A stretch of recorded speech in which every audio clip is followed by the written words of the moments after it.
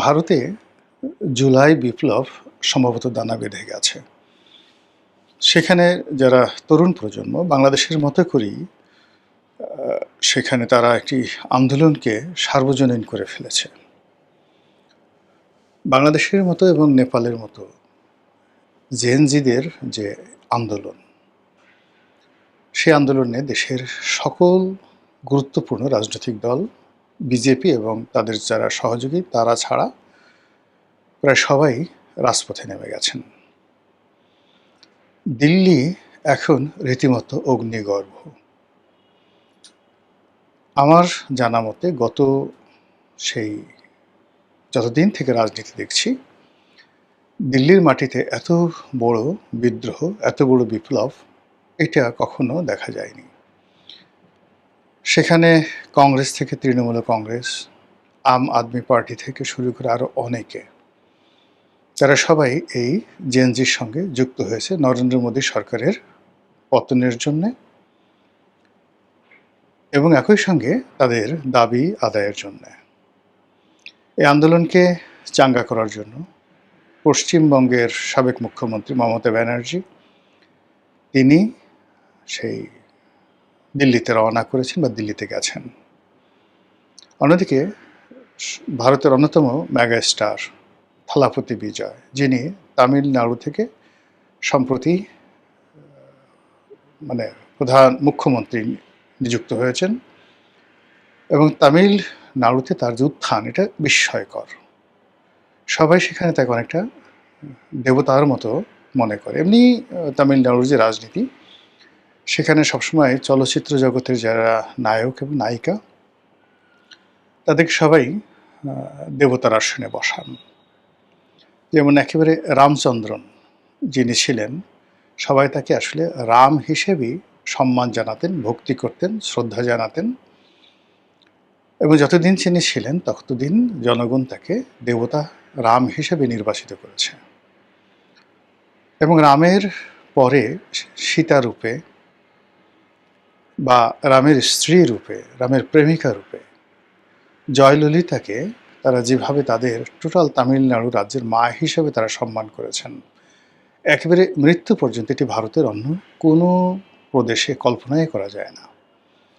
তো রামচন্দ্রন এবং জয়ললিতা, তাদের পরে ঠিক সেই জায়গাটাতে এখন থালাপতি বিজয় মুখ্যমন্ত্রী হিসেবে নির্বাচিত হয়েছেন এবং তিনি নির্বাচিত হওয়ার পরে সেখানে যে ব্যাপক সার্বজনীন রাজনীতি শুরু করেছেন, মুসলমানদের অধিকার প্রতিষ্ঠা, অন্যান্য সংখ্যালঘুদের অধিকার প্রতিষ্ঠা করা, গরু জবাই করতে দেয়া এবং হিন্দুদের বাড়াবাড়ি বন্ধ করার ব্যাপারে সে যে কঠোর ব্যবস্থা তিনি গ্রহণ করেছেন, এই জন্য পুরো ভারতবর্ষে তার একটা ইমেজ গড়ে উঠেছে। আর এমনি চলচ্চিত্রে তার অভিনয়ের কারণে থালাপতি বিজয়, আমি তো আগেই বলেছি, মেগা স্টার।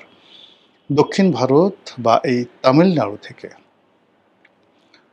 বহু সংখ্যক মেগা স্টার কিন্তু চলে আসছে। আমরা যেমন সেই জয়ললিতাকে জানি, রামচন্দ্রকে জানি, থালাপতি বিজয়কে জানি, তো ওদের এখান থেকে কিন্তু উঠে আসছেন রশ্মিকা মান্দানা, এখান থেকে উঠে আসছেন শ্রীদেবী, আর এখান থেকেই উঠে এসছেন কমল হাসান, এখান থেকে উঠছেন যে এই মুহূর্তে সেই নামটা রজনীকান্ত, ভারতের অন্যতম প্রধান মেগাস্টার রজনীকান্ত। তো কাজেই ভারতের রাজনীতিতে তামিলনাড়ু অত্যন্ত গুরুত্বপূর্ণ একটি বিষয় এবং গুরুত্বপূর্ণ ফ্যাক্টর। অন্যদিকে মুম্বাই বা মহারাষ্ট্র, সেখানে উগ্র ধর্মীয়বাদ বা হিন্দু মহাসভা বা সেখানে বাল ঠাকরের যে পরিবারের যে আধিপত্য, সেই আধিপত্য এখন আর বিজেপির সাথে একীভূত নয়।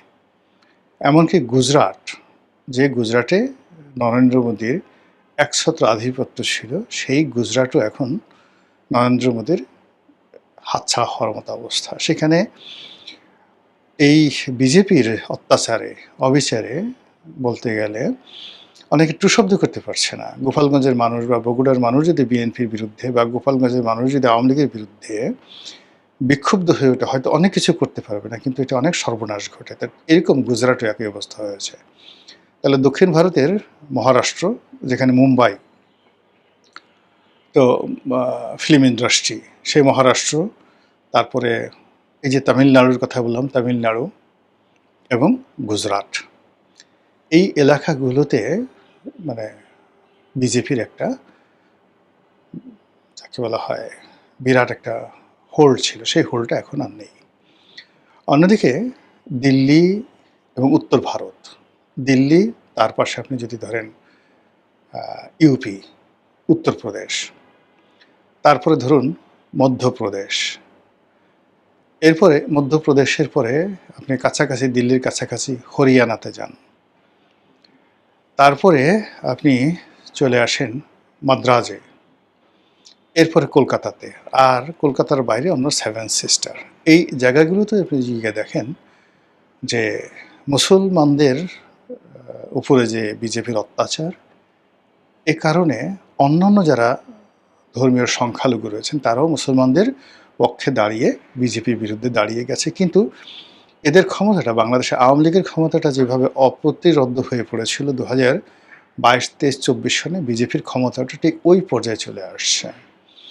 এবং সর্বশেষ মমতা ব্যানার্জিকে হারানোর জন্য মার্কিন ডিপ স্টেট এবং নরেন্দ্র মোদী যে পলিসি তারা গ্রহণ করেছে, এটি পশ্চিমবঙ্গের শত বছরের যে রাজনীতি, এবং পশ্চিমবঙ্গের রাজনীতি মিন্স ওয়ার্ল্ড ক্লাস রাজনীতি, সেই রাজনীতিটাকে সম্পূর্ণ ধ্বংস করে দিয়ে এখন সেখানে যাকে মুখ্যমন্ত্রী বানিয়েছে, এরকম মুখ্যমন্ত্রী মানে পশ্চিমবঙ্গ কখনো কল্পনা করেনি।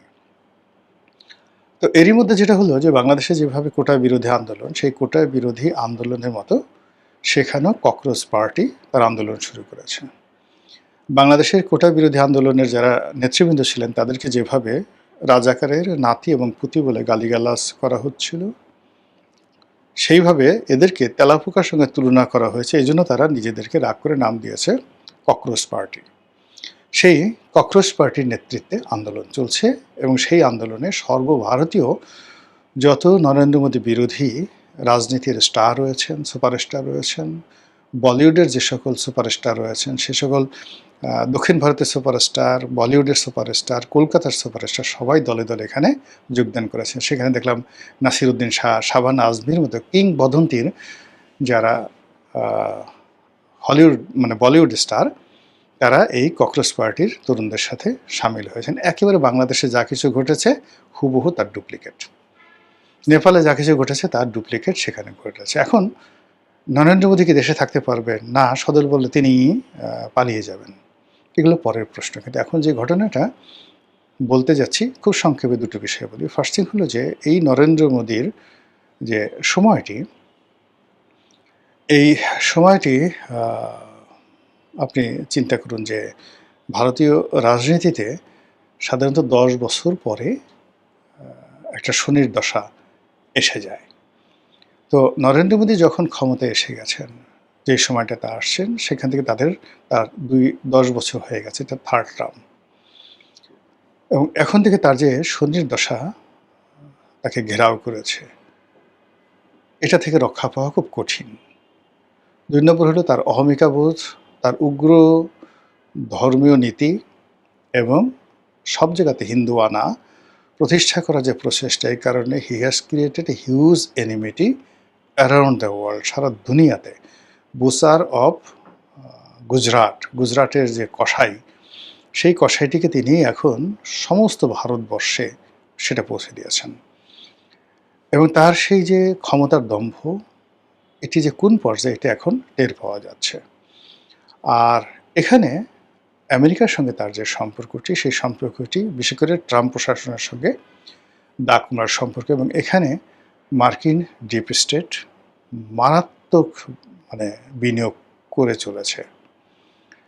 এবং একই সঙ্গে যাকে বলা হয়, যদিও মোসাদ এবং নেতানিয়াহু এখনও তার পক্ষে আছেন, কিন্তু ভারতের রাজনীতিতে মোসাদ কৌশলগত একটা যাকে বলা হয় ফ্যাক্টর, কিন্তু সর্বভারতীয় রাজনীতিতে নেতানিয়াহু যেখানে নিজেই বিপদে আছেন, সেখানে নরেন্দ্র মোদীকে এই মুহূর্তে তিনি কোনো লজিস্টিক সাপোর্ট দিতে পারবেন না। এবং ইরানে আমেরিকা এবং মোসাদের মধ্যে যে যুদ্ধ চলছে, এখন বলা হয়ে থাকে যে ইসরায়েলি ইরানকে খেপিয়ে দিয়েছে আমেরিকার বিরুদ্ধে যুদ্ধ করার জন্য। তো এরকম একটা যাকে বলা জটিল রাজনীতির মধ্যে ভারতে মিস্টার নরেন্দ্র মোদী আমেরিকার চক্ষুশূল হয়ে পড়েছেন। আরও স্পষ্টভাবে যদি বলি, তাহলে মিস্টার ডোনাল্ড ট্রাম্প নরেন্দ্র মোদীর আচার এবং আচরণকে ব্যক্তিগত অপমানের পর্যায়ে নিয়ে গেছেন। ফলে তিনি তাকে গদিচ্যুত করার জন্য সর্বশক্তি নিয়োগ করবেন, এটা স্বাভাবিক। এবং তারই যাকে বলা ধারাবাহিকতায় সার্জিও গোর, নরেন্দ্র মোদীর রাষ্ট্রে দিল্লিতে জনাব ট্রাম্প যাকে রাষ্ট্রদূত হিসেবে নিয়োগ দিয়েছেন, সার্জিও গোর, তিনি পুরো মার্কিন রাজনীতিতে ডোনাল্ড ট্রাম্পের একমাত্র বন্ধু। এই মানুষটির অত বন্ধু নাই, তার অনেক মেয়ে বন্ধু আছে, কিন্তু ছেলে বন্ধু এই সার্জিও গোর। তো তাকে ভারতের যখন রাষ্ট্রদূত করা হয়েছে, এবং তিনি এখন এই বাংলাদেশ নিয়ে, ভারত নিয়ে, শেখ হাসিনা নিয়ে, কংগ্রেস নিয়ে যেভাবে তিনি খেলছেন, ওখানে বাংলাদেশে ঠিক একইভাবে ডোনাল্ড লু এবং পিটার হাস খেলেছিলেন, বাংলাদেশে এবং পাকিস্তানে খেলেছিলেন। ঠিক সেম কাজটি এখন সার্জিও গোর করছেন বাংলাদেশের ক্ষেত্রে। টিল নাও ইনি বাংলাদেশে আসতেছেন। তো কাজী নরেন্দ্র মোদীর ভাগ্যে যে কি ঘটে সেটা বলা যাচ্ছে না।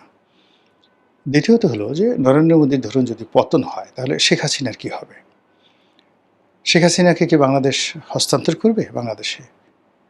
ফার্স্ট থিং হলো যে ভারতে কিন্তু বাংলাদেশের মতো হবে না, বাংলাদেশের মতো হবে না।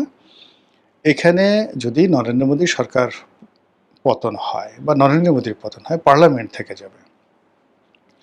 সেখানে হয়তো দেখা গেল যে প্রধানমন্ত্রী পরিবর্তন হবে, মন্ত্রী পরিষদ পরিবর্তন হবে, কিন্তু পার্লামেন্ট থেকে বিজেপি যেহেতু সংখ্যাগরিষ্ঠতা লাভ করেছে, কাজেই তাদের ভেতর থেকে অন্য কেউ প্রধানমন্ত্রী হবেন। এটা হলো প্রথম সমীকরণ। দ্বিতীয়ত হলো রাজনৈতিক দলগুলো যদি চাপ দেয়, তাহলে হয়তো বিজেপি যদি বলে, অর্থাৎ নরেন্দ্র মোদীর পরে যিনি প্রধানমন্ত্রী আসবেন, তিনি ইচ্ছা করলে একটা মধ্যবর্তী নির্বাচনে যেতে পারেন। তো ঘটনা যাই হোক না কেন, সেক্ষেত্রে কংগ্রেস গুরুত্বপূর্ণ ফ্যাক্টর হিসেবে আসবে, রাহুল গান্ধী, সোনিয়া গান্ধী ভারতীয় রাজনীতিতে। এবং আপনারা জানেন যে আওয়ামী লীগের সঙ্গে, নেহেরু পরিবারের সঙ্গে একটা ঐতিহাসিক সম্পর্ক রয়েছে। বর্তমান প্রিয়াঙ্কা গান্ধী, তারপর সোনিয়া গান্ধী, রাহুল গান্ধী, এদের সঙ্গে শেখ হাসিনা এবং এই শেখ পরিবারের যে ব্যক্তিগত সম্পর্ক, এটি নরেন্দ্র মোদীর সঙ্গে এই সম্পর্কটা কল্পনাই করা যায় না। নরেন্দ্র মোদীর সম্পর্কের সাথে সম্পর্কটা হলো ফর্মাল, রাষ্ট্রনৈতিক, স্বার্থ সংশ্লিষ্ট। কিন্তু গান্ধী পরিবারের সঙ্গে শেখ হাসিনার সম্পর্ক হলো আত্মিক। কাজে এখানে যে রাজনৈতিক পট পরিবর্তন হবে, সেই পট পরিবর্তনে সঙ্গত কারণে এখানে ক্ষমতায় আসবে যাকে বলা হয়, ক্ষমতায় আসবে সেখানে কংগ্রেস, বা কংগ্রেসের সাথে অন্য যে রাজনৈতিক জোটগুলো রয়েছে, মোর্চায় রয়েছে তারা, এবং তাদের সঙ্গে শেখ হাসিনার সম্পর্ক বর্তমান বিজেপির চাইতে আরও বেশি। ২ নম্বর হলো কংগ্রেসের সাথে বাংলাদেশের যে সম্পর্ক লিবারেল, বিজেপির মতো না, সেটা আলো লিবারেল। এবং সেক্ষেত্রে বর্তমান বিএনপি থেকে শুরু করে আরও অনেকের সাথে ভারতের যে সম্পর্ক কংগ্রেসের মাধ্যমে, এটি আরও সহজতর হবে। একেবারে থার্ড অপশন হলো যে ভারতে কোনো অবস্থাতেই জরুরি আইন হতে পারে, কিন্তু মার্শাল ল হবে না। রাজনীতিবিদদের হাতে ওখানে গণতন্ত্রটা এত শক্তিশালী যে সেখানে বাংলাদেশের মতো এরকম 111, 211, 311 এগুলো কল্পনাই করা যায় না। পাকিস্তানের মতো ওখানে সামরিক শাসন কল্পনাই করা যায় না। এবং ওখানে সেনাপ্রধান যত কিছু হোক না কেন, তিনি প্রতিরক্ষা মন্ত্রীর সামনে এভাবে মাথা উঁচু করে দাঁড়াবেন, নট লাইক দ্যাট। আবার ওখানে সেনাপ্রধানকে বা সেনাবাহিনীকে রাজনৈতিক লোকজন তাদের ব্যক্তিগত ভোট রিগিংয়ের কাজে ব্যবহার করবেন, এটি একেবারেই অসম্ভব ব্যাপার। ফলে ওখানে অনেকে দেখলাম যে বাংলাদেশে খুব যাকে বলা হয় নরেন্দ্র বিরোধী, যারা বিরোধী লোক আছেন, তারা ইন্টারনেট ফাটিয়ে ফেলছেন যে সেনাপ্রধান নরেন্দ্র মোদীকে হুকুম দিয়েছেন যে তুমি দেশ ছেড়ে পালিয়ে যাও, জাস্ট লাইক বাংলাদেশের মতো করে। তো এই জিনিসগুলো হবে না। এখানে যেটা মানে 90% সম্ভাবনা, সেই 90% সম্ভাবনা হলো যে নরেন্দ্র মোদী তার উগ্রনীতি বাদ দিতে বাধ্য হবেন, আন্দোলনকারীদের সঙ্গে তার একটা সমঝোতা হবে, এবং ভারত তার যে উগ্রবাদিতা এটা বাদ দিয়ে অনেকটা লিবারেল ডেমোক্রেসিতে চলে আসবে। এটাও যদি হয় সেটাও মন্দের ভালো, আমাদের সকলের জন্য মন্দের ভালো। ২ নম্বর হলো নরেন্দ্র মোদী সরকারের পতন হতে পারে এবং সেখানে বিজেপি বিকল্প সরকার আসতে পারে। এবং এরকম ঘটনা কিন্তু বহুবার ভারতবর্ষে ঘটেছে। তো সেক্ষেত্রে নতুন যিনি প্রধানমন্ত্রী হবেন তার সঙ্গে একটা নতুন এরা চালু হতে পারে রাজনীতির। থার্ড হলো মধ্যবর্তী নির্বাচন। সেই মধ্যবর্তী নির্বাচনে হয়তো কংগ্রেস খুব ভালো করে ফেলবে এবং কংগ্রেস আবার ক্ষমতায় চলে আসতে পারে।